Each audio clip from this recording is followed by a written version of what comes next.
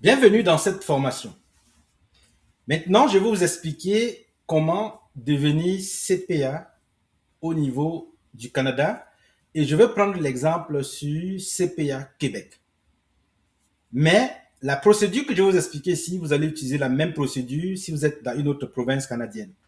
Donc, j'ai tapé sur Google devenir CPA au Québec.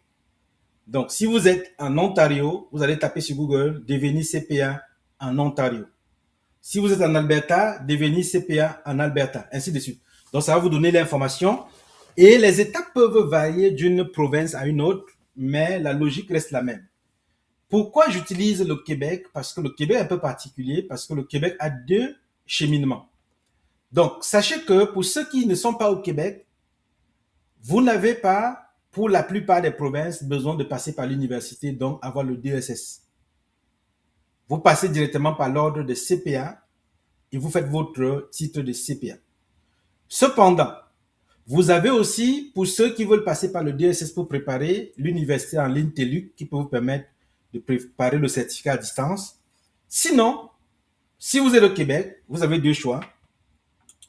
Soit vous passez par l'ordre, donc vous vous inscrivez au programme national. Et en ce moment, pour vous inscrire au programme national, ça vous prend quand même un diplôme universitaire. Donc, d'une manière ou d'une autre, vous devez faire un programme de certificat d'accès à la profession comptable. C'est très important. Là, c'est pour le premier cycle. Donc, c'est quand vous allez finir ce certificat au niveau de l'université que maintenant, pour ceux qui sont au Québec, ils peuvent maintenant passer soit par le DSS, soit par le programme national. Donc, le programme national, c'est le second cycle pour faire du CPA. Prenons l'exemple de quelqu'un qui vient de l'Afrique centrale. Tu arrives au Canada, au Québec, avec ton diplôme. Il faudrait d'abord que tu te diriges vers une université. L'université va te donner la liste des cours que tu dois faire pour avoir le certificat d'accès à la profession comptable, qui est un peu comme l'équivalent du baccalauréat qu'on a besoin ici. Et maintenant, quand tu termines justement ce certificat-là, c'est à ce moment que tu vas t'inscrire soit au DSS, soit au programme national.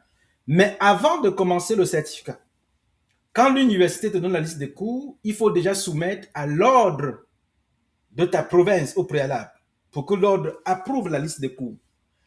Mais par expérience, le plus souvent, la liste de cours que l'université donne, l'ordre approuve la même liste, mais il serait prudent de soumettre quand même la liste à l'ordre avant de commencer à faire votre certificat, au risque de terminer le certificat et que l'ordre vous dise, vous avez encore tel ou tel cours à faire. Donc c'est important. Donc ici, la première étape, c'est quoi? Aller vers une université. Il y a l'université en ligne TELUC. Soumettre vos, en fait, vous inscrire, ou demander l'admission et on va vous demander vos relevés, vos diplômes, ainsi de suite. Et si vous êtes admis, l'université, que ce soit en ligne, que ce soit physique, HEC Montréal, Université Laval, on va vous remettre la liste de cours. La liste de cours, vous allez soumettre à votre ordre provincial. Ici, on est au Québec, on va d'abord soumettre à CPA Québec, l'ordre de CPA au niveau du Québec. L'ordre de CPA va approuver la liste de cours et quand la liste de cours est approuvée, vous retournez maintenant à l'université faire vos cours. Quand vous terminez vos cours du certificat, vous retournez maintenant encore vers l'ordre. En ce moment, c'est pour aller vous inscrire soit au DSS, si vous êtes en train de prendre le cheminement de DSS. Donc, avec l'ordre, vous allez vous inscrire au DSS dans votre université. Pourquoi? Parce que quand vous inscrivez au DSS, vous êtes déjà comme un bon, je ne peux pas utiliser le terme mini CPA, vous êtes candidat à l'exercice de la profession. Donc, puisque le parcours du DSS vous prépare justement pour préparer, pour faire l'examen national, on vous admet déjà avec, au niveau de l'ordre et vous avez déjà un numéro de matricule à partir du DSS. Et donc, si vous faites le programme national, vous inscrivez aussi au niveau de l'ordre directement. Vous aurez déjà aussi un numéro de matricule. Et c'est le même numéro de matricule, CPA Québec, CPA Canada, qui continue après que vous ayez justement obtenu votre examen de CPA et fait le stage qu'il faut. Donc, sur le site, comme vous voyez, voici le cursus programme national. Voici le cursus universitaire. Donc, ici, la durée ici, c'est de 12 à 24 mois. Module en ligne, temps partiel, encadrement personnalisé, offert par deux partenaires universitaires. Donc, que ce soit comme c'est le programme national, même si c'est directement avec l'ordre, il y a quand même des partenaires universitaires qui donnent cette formation-là. Et maintenant, si vous êtes inscrit plutôt à l'université, voici la durée. Et je parle ici du second cycle.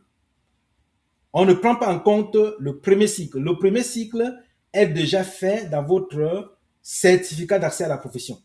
Et maintenant, quand vous finissez ceci, vous allez être maintenant admis à l'examen. Donc, vous allez préparer l'EFC. Et quand vous préparez l'EFC, si vous réussissez l'EFC, vous aurez encore à faire 24 mois de stage. Et quand vous allez faire 24 mois de stage, maintenant, vous allez recevoir votre permis, justement, de CPA. Donc ici, il y a toutes les informations sur les stages. Voici toutes les informations ici. Ça veut dire que quand vous êtes sur le site de CPA Québec, lors des CPA du Québec, ça pourrait être la même configuration ailleurs.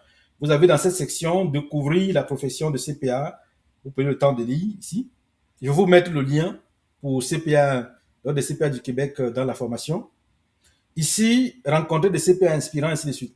Donc, comment devenir CPA? Ici, vous pouvez lire étape par étape. Étape pour devenir, préalable universitaire, inscription à l'ordre, titre de CPA auditeur, grille et modalités administratives, ainsi de suite. Donc, vous avez toutes les informations ici. Et par la suite, maintenant, pour le programme national, là c'est le programme d'inscription directement à l'ordre. Vous avez toutes les informations ici. Donc, cette vidéo a pour objectif justement de vous montrer un peu le cheminement et l'examen en lui-même. Normalement, la structure de l'examen, il y aura quelques petits changements d'ici quelques temps parce que l'intelligence artificielle doit entrer en jeu et les modules même pour les compétences de CPA doivent être un peu modifiés. Donc, c'est pour cela que je vous invite, je pense, d'aller sur le site de l'ordre pour avoir les informations à jour au risque de dire des choses qui sont déjà dépassées. Donc, à chaque fois, retournez sur le site, allez faire des recherches, poser des questions même à l'ordre. Vous avez des possibilités pour les appeler. Vous pouvez joindre l'ordre à partir d'ici. Donc, savoir comment faire la carrière.